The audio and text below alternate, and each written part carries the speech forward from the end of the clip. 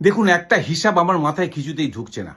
সরকার বলছে যেসব মহিলা সত্যিকারের গরিব, যাদের সত্যিকারের প্রয়োজন, তারাই অন্নপূর্ণার টাকা পাবে। অন্নপূর্ণার টাকায় ফুর্তি করা বা কসমেটিক্স কেনা চলবে না। খুব ভালো কথা, আমিও সমর্থন করি। কিন্তু এই সরকারই আবার সব মহিলার জন্য বাস যাত্রা ফ্রি করে দিয়েছেন।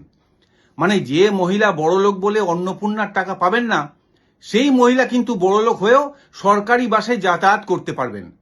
ধরুন কোনো মহিলার মাসিক ইনকাম 70,000, 80,000 বা তারও বেশি, তিনিও কিন্তু প্রত্যেক দিন ফ্রিতে এসি বাসে অফিসে যাবেন, বাড়ি ফিরবেন। মানে যেতে 35-40 টাকা, আসতে 35-40, মাসে প্রায় 2,000। এই 2,000 টাকা তো সরকার তাকে ইনডাইরেক্টলি দিচ্ছে প্রতি মাসে। কোষাগার থেকে তো টাকাটা কমছে। এই টাকাতেও তো তিনি ফুর্তি করতে পারেন, কসমেটিক্স কিনতে পারেন। অন্নপূর্ণার টাকাটা টাকা, বাস ভাড়ার টাকাটা টাকা নয়। অন্নপূর্ণার টাকা বড়লোকদের দিলে অপচয়, আর বাস ভাড়াটা অপচয় নয়। তাই আমার মনে হয় অন্নপূর্ণার ক্ষেত্রে যেমন 12 পাতার ফর্ম বের করেছেন, ফ্রিতে বাস চড়তে হলে অন্তত 1 পাতার একটা ফর্ম ফিল আপ করান। কার মাসিক ইনকাম কত দেখুন, যাদের সত্যিকারের দরকার তাদের দিন ফেসিলিটিটা। তা না হলে কিন্তু মা অন্নপূর্ণা ওই বাবা বিশ্বকর্মার ওপর প্রচন্ড রেগে যাবে।